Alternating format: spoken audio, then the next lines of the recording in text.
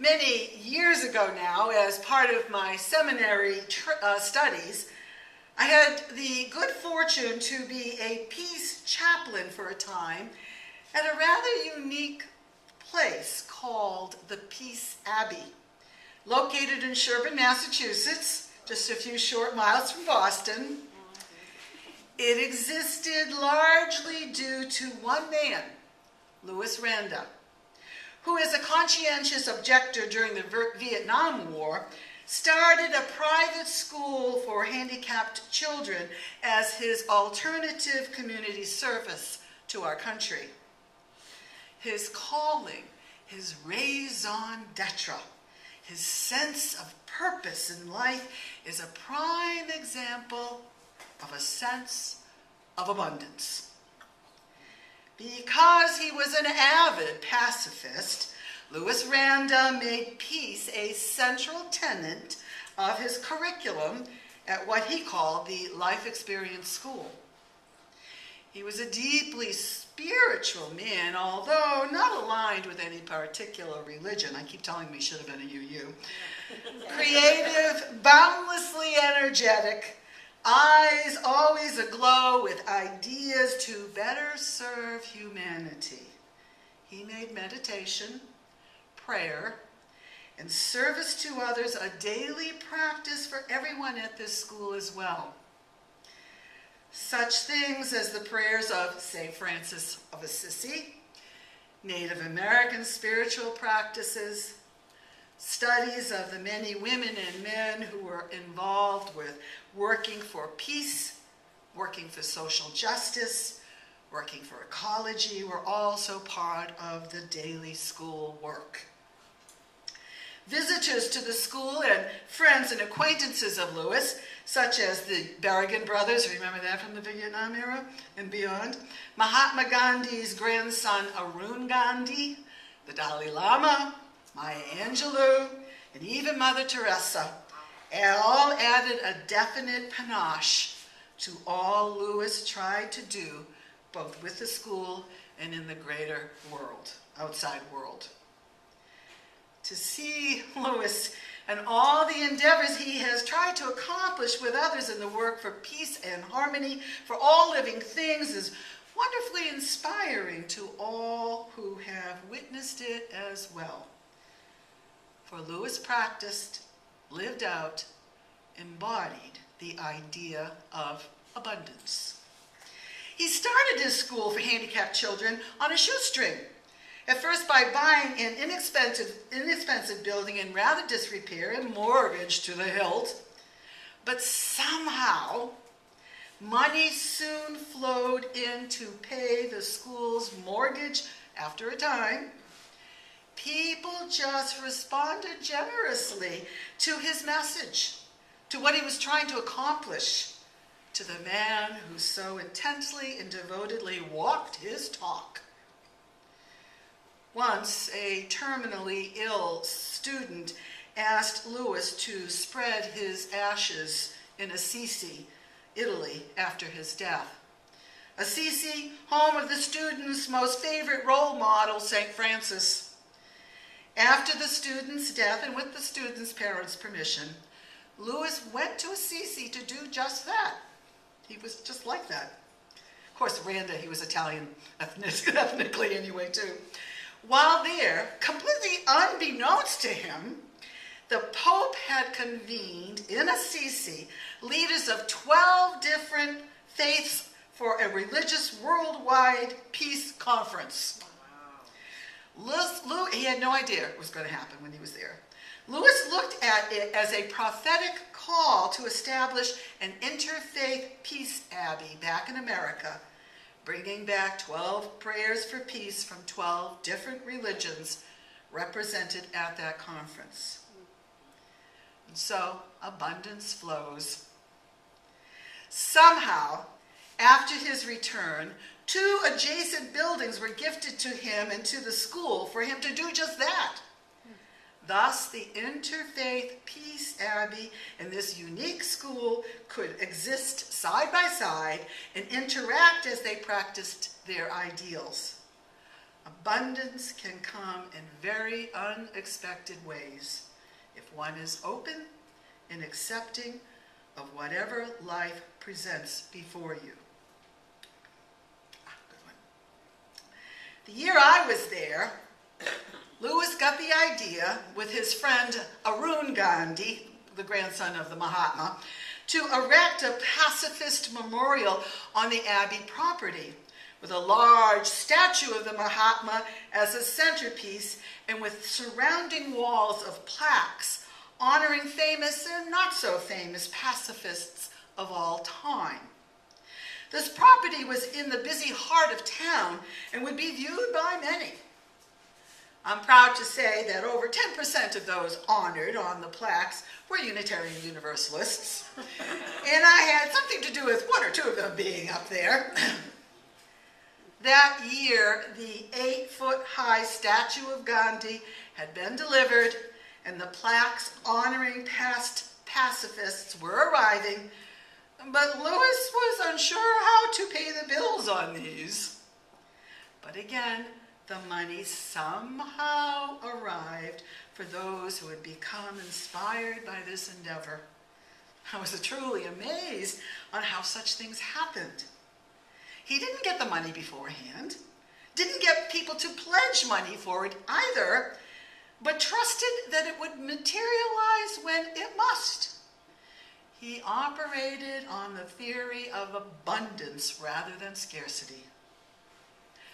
Rick Jarrow, a Vassar College professor, says that abundance is all about being open and accepting of the unknown with a good deal of grace and with a sense of a fundamental well-being. When you are open to life's abundant beauty and richness, in its goodness and wisdom, one can face and overcome any adversity, even the darkest night of the soul. Just look around you at the abundance we find in nature, especially here in Florida. Life always abounds if we but look for it. Even if it wanes sometimes and appears to be dying, it will spring back again in different ways, perhaps, but we can trust that it will somehow. Even the most desolate desert has resources and supports life in ways we often don't even realize, but it is there. When you are in right relation with yourself and the world around you, when you have learned to trust in life, when you have faith in its ultimate creative abundance, you can work through life's darkest moments. As Jarrow states, we create our own reality. Think in terms of life's abundance, and abundance is much more likely to be your reality. What you need, the fulfillment of your ideals, will be possible and will tend to arrive unexpectedly in ways you never thought possible. On the other hand, if you think in terms of scarcity, your reality will evolve around and reflect that scarcity. If such is your reality, you can become fearful, anxious, and your actions can become controlling, frantic, greedy, and self-serving. This reality is premised on the idea that there is not enough to go around, that there is a lack of some kind in either a person or a group or a nation. Good one. Here's a story exemplifying this. Martin Niemöller, a German pastor who heroically opposed Hitler, became part of a delegation of Lutheran church leaders who met with Hitler in 1933. Niemöller just quietly watched this man who had recently seized power in his country. When he got home, his wife asked him what he'd learned that day. Niemöller replied, I discovered that here Hitler is a terribly frightened man. This is an extreme example, yes, but most apt.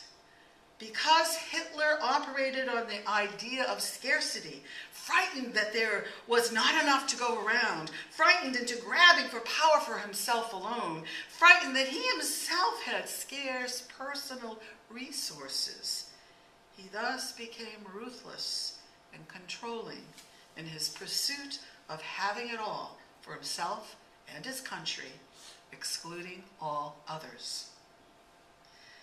As Brueggemann stated in our reading today, the ideology of scarcity fuels fears and anxieties of not having enough, fuels hoarding and holding on to what you do have, fuels the refusal to share with those in need, fuels uncontrolled, riotous, and even hedonistic acquisitions by a few at the expense of those who truly are in need of life's basic necessities. The ideology of scarcity fuels total disregard for our neighbor, fuels a grudging, short-sighted approach to sharing with those less fortunate in any way. In the last decade in particular, our nations and the world's financial woes was a prime example of such an ideology of scarcity. Or so many pundits seem to be saying as they reflect on how we got ourselves into such a situation of near financial collapse in the first place. Little regulation of our monetary institutions, wild and unsound business transactions, easy money with not much responsible guidelines and laws operated on an idea of scarcity, fueling the mad rush to acquire and gain riches without much regard for the consequences, without much regard for the common good. More recently, we have witnessed what such a fearful, begrudging, anxiety-ridden ideology of scarcity hath wrought in our very own nation. If we are thinking in terms of abundance, we will think in terms of the common good, of what we can do to share our wealth among all, and not hoard our wealth, lest it be taken from us, lest we are asked to give up some of our affluent acquisitions and lifestyle. There we go. From Hitler to ice cream, who knows? Ben and Jerry's ice cream. I can remember Ben and Jerry, can you? Of Ben and Jerry's ice cream, it still gets sold, who shared their wealth in such an attitude of abundance. These owners, the corporate executives of their rather profitable ice cream company, never paid themselves any more than 7 times the lowest paid person, employee of that company. Think of that for a minute. Do the math. Think about that. I am sure that Ben and Jerry didn't live poorly, lived well enough to enjoy the fruits of their labors, but neither did they live an over-the-top lifestyle either. Would that some big corporate CEOs follow that model? I bet the lowest paid workers, their salary would be much higher. Can we in this world, who have been blessed by a good deal of wealth, largely free from hunger and from being in true need, in an attitude of abundance, share our combined wealth, which allows us to enjoy our very elevated lifestyle with those who, most often through mere place of birth and circumstances, have so much less and so few opportunities to achieve any sense of parity to themselves? Can we, in an attitude of abundance, more evenly distribute our world's riches so that no one is hungry and no one has so much wealth that they spend it frivolously, fanatically, and irresponsibly? Can we see our way out of and beyond any financial malaise by thinking in terms of abundance? By thinking of ways we can urge ourselves and others to think of sharing our wealth more and not greedily hoarding it among a very select few. Some weighty things to consider, perhaps. I asked Louis Randa more than once during my year with him at the Peace Abbey if he ever became fearful of not being able to pay his bills, of not having enough, I was sometimes shocked that as a married man with 3 small children to support, he sometimes even had taken out personal loans using his home as collateral to cover his newest enterprises. Enterprises like trips to Central America during the 1980s to work against the brutal civil rights and myriad abuses occurring during that time in that region. Was he not fearful of his sometimes precarious finances? Was he not anxious that all he cared about would collapse in financial ruin someday? He just smiled and shrugged and said, well, I pray and meditate about it. I do all I can to get the word out about the issues and my intentions to help. And it was true. He was a publicity expert, and he had the enthusiasm and the charisma to make it work. He went on to say, after I do all I can, I just trust that the universe will provide. And it does. It reminds me of an Islamic saying that shares this thought. It is this: trust in Allah, but tie your camel to a post. Yeah. For him, there was no such things as, I just don't have the money. If he felt strongly about it, if the cause was worthy enough, he operated on the premise of abundance, not scarcity. He operated on the premise that was seen in the movie Field of Dreams. Remember that one? If you build it, they will come. Yes. If you believe enough in the cause, in the people, in the group, in the ideals, then what you heartily desire and feel is so necessary for the well-being of all will materialize. Yes. It is a premise trusting in the universe to provide. Here we go. Brueggemann, as a Bible scholar, uses a New Testament story of Jesus to illustrate the idea of abundance. Whether you believe in Jesus in any way, I would invite you to think of this story as having a meaning on some level for yourself, as you might in any story you would hear. It is the story of Jesus feeding the 5,000 who had followed him into an unpopulated desert-like area where there apparently was no food. Night was falling, and the people were becoming hungry.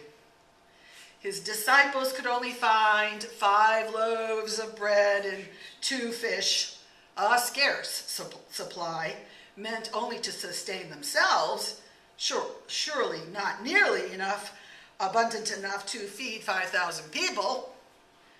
When Jesus blessed the meager food supply, miraculously that food produced enough to feed all 5,000. You know the story, but most likely. Now, a typical UU, such as myself, who believes in the concept of God is bigger than any one religion, and liberal Christians too, might perhaps interpret the story as not a miracle so much as a lesson on scarcity versus abundance. Perhaps what is more realistic is that a call went out for food, and the 5,000, inspired by the words of Jesus, feeling their hearts opened by the abundance of love and caring emanating from this prophet, and now among themselves, then opened their pockets and knapsacks and bags and shared what they had in the way of food with their neighbors. If you are following a prophet in the desert, who wouldn't think of bringing a bit of food to sustain them for their time away from home, knowing there's no local McDonald's in sight? A few short years ago now, the Amish community in eastern Pennsylvania, you may remember this, had a tragic incidents occur in their midst. 5 young Amish schoolgirls had been senselessly murdered by a mentally unstable man who killed himself at the end as well. Remember that? Instead of feeling rage and revenge, the Amish, within hours of this terrible event, went to console the relatives of the murderer, who, like them, had lost someone that they loved. They would pray, and I'm sure still do pray, for the soul of the family's dead son, the murderer whom the Amish readily forgave. They would mourn together the loss of all their loved ones in a spirit of true abundance and caring. It's amazing the abundance of their love for their fellow human beings, for ones not of their faith, for one in particular who had harmed their community in a very deep way. For such as this, the idea of scarcity is overcome by the idea of abundance. We can choose to cling to the idea of scarcity. We can choose to hold on to the fear, the anxiety, the distrust. We can choose to hold on to trying to manage the product, control the outcome. We can choose to be unwilling to let go of the myth of scarcity. Or we can choose to lean into, live into the idea of generosity abounding. We can choose to be heart-filled and trusting in abundance, knowing it is there, like Jesus knew, and people like Louis Rander and the Amish know deep in their bones. Abundance is more about who we are, how we are, why we are. It is not ultimately about stuff, material goods, acquisitions of any kind. It is not about how much we have or have not to allocate or parcel out to others even. It is more about acquiring love, compassion, caring for others, of walking our talk for right relation for all. It is more about making that love, compassion, and care as abundant as you possibly can. A very simple, real, and very abundant proposition of faith. Be it faith in what a biblical teaching may give us, faith in examples such as Louis Randa and the Amish, faith in nature's ultimate abundance, faith in your own humanity's possible achievements, or whatever else you may have faith in. Abundance is faith that there will always be enough if we are willing to embrace an abundant ideology and make it real in our everyday life. Make it our reality. As preacher John Wilkinson once said, abundance is having faith that there will always be enough hospitality to heal the world's estrangement, enough hope to restore the world's despair, enough wisdom to redress the deepest of our culture's challenges, and enough compassion to mend broken hearts. May it be so for us all.